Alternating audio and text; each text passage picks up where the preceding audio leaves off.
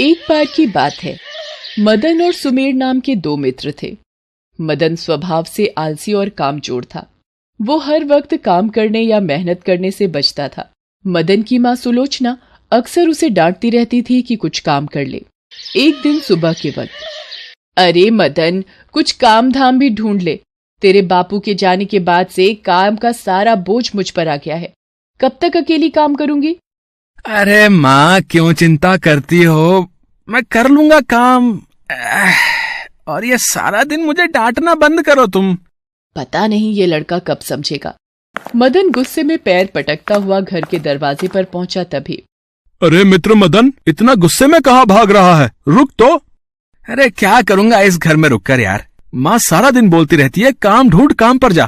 पर मैं चाहता हूँ कोई ऐसा चमत्कार हो जाए कि मुझे कोई काम ना करना पड़े, बस आराम से बैठकर खाने को मिले यार।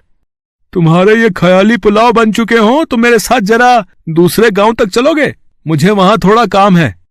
हाँ चलता हूँ यार, चलता हूँ। नींद तो अब खराब हो ही चुकी है। ऐसी बहाने कुछ देर के लिए माँ के तानों से भी बच जाऊंगा। चलते हैं। मदन सुमेर के साथ दूसरे गांव की ओर चल पड़ा। चलते चलते मदन सुमेर से बोला, मित्र कुछ खाने को लाए हो? थोड़ी देर यहाँ रुककर फिर आगे बढ़ते, बैलों को भी थोड़ा आराम मिल जाएगा ना। हाँ, कुछ रोटियां और गुड़ है मेरे पास। चलो तुम कहते हो तो कुछ देर बैलगाड़ी यहीं रोक देते हैं। मदन और सुमेर एक पेड़ के नीचे बैठ गए और भोजन करने लगे। तभी मदन की नजर पेड़ से आती एक रोशनी पर पड़ी। सुमेर, ये पेड़ पर क्या चमक रहा है, देखें क्या? अरे मित्र रहने दो, पता नहीं क्या है, हम यहाँ से चलते हैं। अरे कुछ नहीं होता, पेड़ पर चढ़कर देखें तो कि आखिर है क्या। दोनों जैसे ही पेड़ पर चढ़ने लगे तभी उनको एक आवाज आई, रुको, कहाँ जा रहे हो? ये रोशनी उस जादुई घर से आ रही है जो उस पेड़ पर बना है। जादुई घर? ये कैसा घर है जो एक पेड़ पर बना है? ये घर उन लोगों के लिए ही निर्मित किया गया है जो लोग बिना मेहनत के रोटी खाना चाहते हैं। इस जादुई घर में रहने वाले व्यक्ति को कोई भी काम नहीं करना पड़ता, ना कोई मेहनत करनी पड़ती है। बस आराम से बैठकर खाओ और सो जाओ। इस घर में अपने आप सब कुछ आ जाता है, और वो भी बिना परिश्रम के। क्या सच में महात्मा जी, इस घर में रहने वाले व्यक्ति को कोई मेहनत का काम नहीं करना पड़ता? हाँ, इस जादुई घर में यही तो खासियत है। काश मुझे इस घर में रहने को मिल जाए तो आराम की जिंदगी गुजरे, ना कोई मेहनत करनी पड़ेगी, ना रोज रोज माँ की डांट सुनने को मिलेगी। महात्मा जी, अगर मुझे इस घर में रहने को मिल जाए तो आपकी बड़ी कृपा होगी। तुम इस जादुई घर में रह सकते हो, पर इसके लिए तुम्हें एक बात याद रखनी होगी।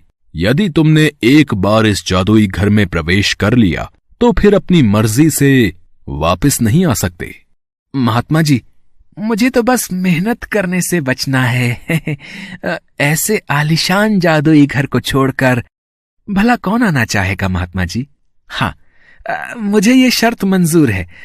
बस अब मुझे इस जादुई घर में रहना है। हाँ मित्र, तुम ये क्या कह रहे हो?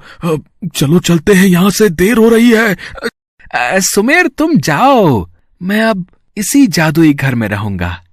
मदन जादुई घर में जाने लगा। उसने सुमेर की एक न सुनी। सुमेर क्या करता, वहां से मायूस होकर चला गया। मदन पेड़ पर चढ़ गया। उसने देखा एक आलीशान जादुई घर चमक रहा है। उसका द्वार अपने आप खुल गया। जैसे ही मदन ने घर में प्रवेश किया, घर का दरवाजा बंद हो गया। मदन ने उस तरफ ध्यान नहीं दिया। वो तो बस घर को देखकर बहुत खुश था। इतना सुंदर जादुई घर, एक बार कुछ खाने को मंगवा लेता हूँ, पता तो चले क्या क्या जादू है इस घर में। जादुई घर, मुझे भूख लगी है, कुछ खाने को दो। देखते ही देखते चुटकियों में ढेर सारे पकवान मदन के सामने लग गए। मदन इतने सारे पकवान देखकर खुशी से चिल्लाया, इतने सारे स्वादिष्ट पकवान, और वो भी बैठे बैठे, मजा आ गया। पेट तो भर गया, अब थोड़ी देर सो जाता हूँ, बहुत नींद आ रही है। कुछ देर बाद मदन सोकर उठा और फिर कुछ खाने के लिए मंगाने लगा। फिर उसके आगे ढेर सारे पकवान आ गए। कुछ दिन तक ऐसे ही चलता रहा। मदन जो मांगता जादुई घर में उसे वही खाने को मिल जाता। अब धीरे धीरे मदन ऊबने लगा, क्योंकि उसके पास खाने और सोने के अलावा कुछ करने को नहीं था। उसी एक घर में खाओ और सो जाओ। उसको समझ नहीं आ रहा था क्या करे। अब ये तो उसकी खुद की इच्छा थी कि उसे ऐसी जिंदगी मिले जहां मेहनत ना करनी पड़े, बिना कुछ काम किए सब कुछ मिल जाए। पर कब तक आप बिना हाथ पैर हिलाए कोई काम किए बिना बैठकर खा सकते हो? मदन भी अब ऐसी जिंदगी से थक गया था। वो उदास रहने लगा। उसे भूख भी नहीं लगती थी। मुझे यहां नहीं रहना, मुझे अपने घर जाना है। अरे ये द्वार क्यों नहीं खुल रहा? महात्मा जी, मुझे इस घर में नहीं रहना, मुझे यहाँ से बाहर निकालो। मुझे अपनी माँ के पास जाना है। मैंने अपने मित्र सुमेर की बात नहीं मानी। अरे क्या कोई मुझे सुन रहा है? मैं मेहनत करके खा लूंगा, पर यहाँ तो मैं पागल हो जाऊंगा। कुछ करने को नहीं है, कोई मेरे साथ नहीं है। महात्मा जी मुझे वापस भेज दो। मदन जोर जोर से चिल्लाने लगा। तभी उसे लगा कि कोई उसे झाड़ू से पीट रहा हो। अरे नास पीटे निखट्टू, सूरज सिर पर चढ़ाया है और तू अभी भी सपनों की दुनिया में खोया हुआ है। उठ, जा कोई काम ढूंढ ले। सुमेर आता ही होगा, तुझे उसके साथ महाजन के पास जाना है। सुमेर ने तेरी नौकरी की बात की है। माँ तुम, क्या मैं कोई सपना देख रहा था? मतलब मैं जादुई घर से बाहर आ गया? माँ, मेरी प्यारी माँ। अब ये मीठी मीठी चिकनी चुपड़ी बातें बनाना बंद कर और जल्दी से तैयार हो जा। सुमेर आता ही होगा। इतनी देर में सुमेर भी आ जाता है। मदन को काम पर जाते देख अब सुलोचना भी खुश थी। मदन को समझ आ चुका था कि मेहनत का फल मीठा होता है। ये बात बिल्कुल सही लागू होती है।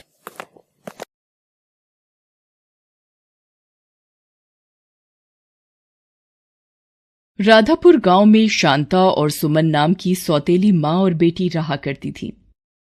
शांता सुमन का बिल्कुल ध्यान नहीं रखा करती थी और उसे बेवजह मारा पीटा करती थी। वो अपने पति किशोर के सामने प्यार जताने का नाटक किया करती थी। ले बेटी, कुछ खा ले, दिन पर दिन कमजोर होती जा रही है। शांता, तुम सुमन का कितना ध्यान रखती हो? सुमन अपने पापा को ये सच्चाई नहीं बताती थी और चुपचाप सारे दर्द सहती थी। ऐसे ही कुछ महीने बीते। शांता पेट सी थी।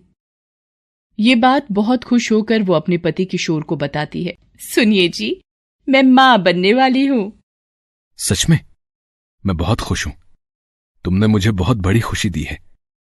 सुमन को पता चलेगा तो वो कितनी खुश होगी। किशोर भी सोचकर खुश होता है। शांता मन ही मन सोचती है, ये अच्छा मौका है इस लड़की को घर से निकालने का। इसने मेरी नाक में दम कर रखा है।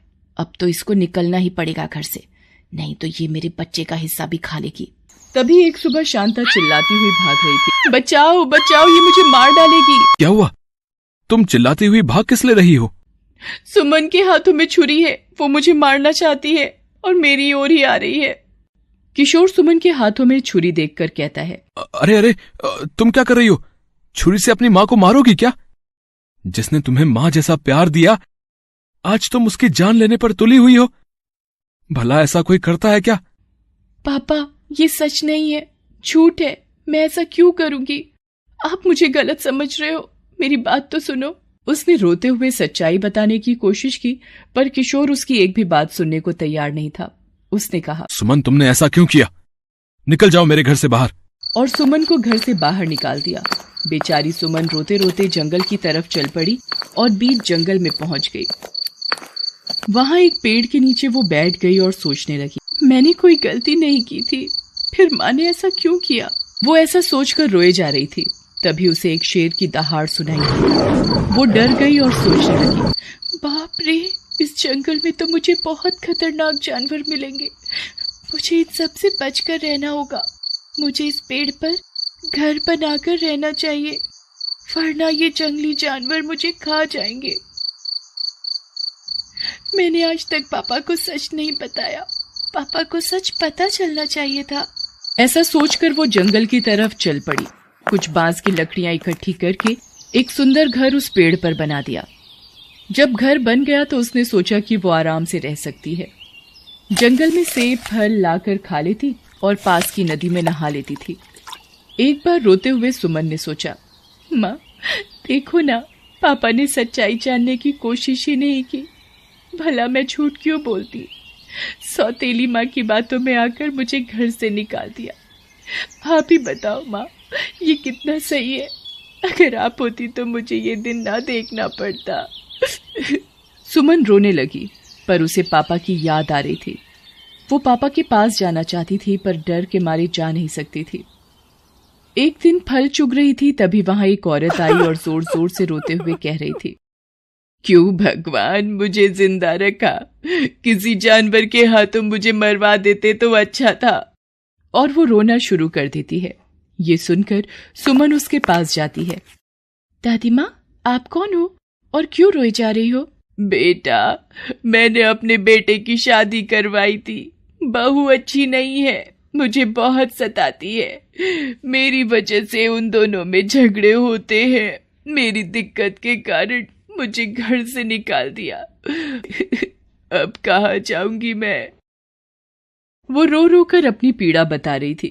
यहाँ जंगली जानवरों का एक वक्त का भोजन बन सकूं, ऐसा सोचकर मैं यहाँ आई हूँ। और वो रोने लगी। सुमन उसकी बातें सुनकर बहुत दुखी हुई और उसे अपने घर ले आई। सुमन का बांस का घर देखकर बूढ़ी औरत आश्चर्यचकित हो गई और बोली, बेटा, तुम यहाँ अकेली रहती हो? तुम्हारे माता पिता कहाँ हैं? तुम्हारे साथ कोई नहीं रहता? मेरी माँ का देहांत हो गया है। मेरे पिता ने दूसरी शादी कर ली, पर सौतेली माँ मुझे पसंद नहीं करती। उन्होंने मुझे सब्जी काटने के लिए छुरी पकड़ाई। छुरी देकर सब्जियां नहीं दी और मुझ पर आरोप लगा दिया कि मैं उन्हें मारना चाहती हूँ और पिताजी से शिकायत कर दी। पिताजी ने गुस्से में आकर मुझे डांट कर घर से निकाल दिया। इसमें मेरी कोई गलती नहीं थी। ये कहकर सुमन रोने लगी तो बूढ़ी दादी ने उसे चुप कराया और कहा, देखो बेटा, पिछले जन्म का नाता होगा जो हम यूं मिले। अब हम साथ रहेंगे। तब से वो दोनों वहीं रहने लगे। कुछ महीने बाद उन्होंने जंगल में फल तोड़कर बेचना शुरू कर दिया, जिससे वो पैसे कमाने लगी। सुमन जब एक बार फल बेच रही थी तो उसकी सौतेली माँ वहां आ गई। उसने सुमन से कहा, बेटी सुमन, मुझे माफ कर दो। तुझे घर से बाहर करने के बदले मुझे भगवान ने अच्छी सजा दी। क्या हुआ माँ? मेरा पैर फिसल गया था, मैं गिर गई और मैंने अपना बच्चा खो दिया। तुम्हारे पापा बहुत दुखी हुए। मैंने उन्हें सारी सच्चाई बता दी, पर किशोर ने कहा, ये तुमने क्या किया? अनजाने में तुम्हारी बातों में आकर फूल सी बच्ची को मैंने घर से निकाल दिया। पता नहीं वो किस हाल में होगी और कहाँ होगी। और वो मुझ पर चिल्ला रहे थे तो उनको दिल का दौरा पड़ गया। अब वो बस तुझे ही याद करते रहते हैं। घर चल बेटी, मुझे पापा से मिलना है। शांता सुमन को लेकर घर की ओर चल पड़ी। किशोर सुमन को देखकर बहुत खुश हुआ और उससे माफी मांगता है। बेटा, हमें माफ कर दो, हमने तुम्हारे साथ बहुत गलत किया। सुमन कुछ पैसे देकर जंगल की ओर चल पड़ी। किशोर और शांता उसे रोकने की बहुत कोशिश कर रहे थे, पर वो नहीं रुकी। जंगल में जाकर बूढ़ी औरत ने सुमन से पूछा, बेटा, तुम्हारे मम्मी पापा का मन बदल गया था तो तुम वहां क्यों नहीं रुकी? दादी माँ, अभी तो उनका मन बदल गया था, पर बाद में फिर दोबारा मन बदल जाता तो मैं क्या करती? और दूसरी बात, यहाँ तुम भी तो अकेली रहती। तुम अपना सब कुछ छोड़कर आई हो, तो आपको मैं अकेला कैसे छोड़ सकती हूँ? बेटा, तुमने अनजान औरत के लिए इतना सोचा, मैं तुम्हारी शुक्रगुजार हूँ। और दोनों फल बेचकर सुखी सुखी रहने लगी। जंगल में एक दूसरे का सहारा बनी। तभी एक दिन बूढ़ी औरत का बेटा ढूंढते हुए जंगल की ओर आए। माँ, आपकी बहू आपको बहुत याद कर रही है। आपके जाने के बाद वो छत से गिर गई और उसे अपनी गलती का एहसास हो गया। तब से ही आपको बहुत याद कर रही है। तो तू क्या चाहता है बेटा? माँ, आप हमारे साथ घर चलो, हमें आपकी जरूरत है। नहीं नहीं, मैं अब तुम दोनों के बीच नहीं आना चाहती। मैं यहीं पर खुश हूँ और कोई परेशानी नहीं लेना चाहती। तुम घर जाकर बहू की सेवा करो और खुश रहो। पर माँ। नहीं बेटा, अब मैं चाहकर भी घर नहीं आ सकती। मैं तुम्हारा भरे पूरे परिवार को बिखेरना नहीं चाहती। मैं यहीं पर ठीक हूँ। यहाँ अपनी छोटी सी दुनिया है जिसमें मैं खुश हूँ और किसी तरह की कोई टेंशन नहीं लेना चाहती। तुम जाओ बहू के पास बहू को तुम्हारी जरूरत है। बेटा मुंह लटकाकर वापस चला जाता है। दादी माँ, आपको आपका बेटा लेने आया था तो आप क्यों नहीं गई? आपकी बहू को भी आपकी जरूरत है। आपको शिकायत थी कि आपकी बहू आपसे खुश नहीं, पर अब तो आपकी बहू ही आपको बुलाना चाहती है, फिर आप क्यों नहीं गए? बेटा, ये दोनों सिर्फ मुझे काम के लिए बुलाना चाहते थे, क्योंकि अब बहू से काम नहीं हो सकता, इसलिए मुझे एक नौकरानी के रूप में मेरा बेटा मुझे घर लेने आया था, जिससे उसकी बहू की सेवा हो सके। पर मैं नहीं जाना चाहती हूँ, क्योंकि जब मेरी बहू ठीक हो जाएगी तो वो फिर से मुझे लात मार कर भगा देगी और दोबारा मैं ये अपमान नहीं सह सकती। मैं यहाँ पर तुम्हारे साथ खुश हूँ, 2 वक्त की रोटी चैन से खा रही हूँ। और वो सुमन को गले से लगा लेती है। अब सुमन और बूढ़ी औरत सुकून से जीवन यापन करने लगी। फल बेचकर जो भी मिलता सुकून से खाती और खुश रहती थी, अपने परिवार से दूर, अपने बांस के घर में। अब उन्हें किसी की जरूरत नहीं थी। हेलो दोस्तों, कैसे हैं आप सब? हमारी कहानियां देखने के लिए हमारे चैनल को सब्सक्राइब कीजिए और हाँ, बेल आइकॉन पर क्लिक करना मत भूलिएगा।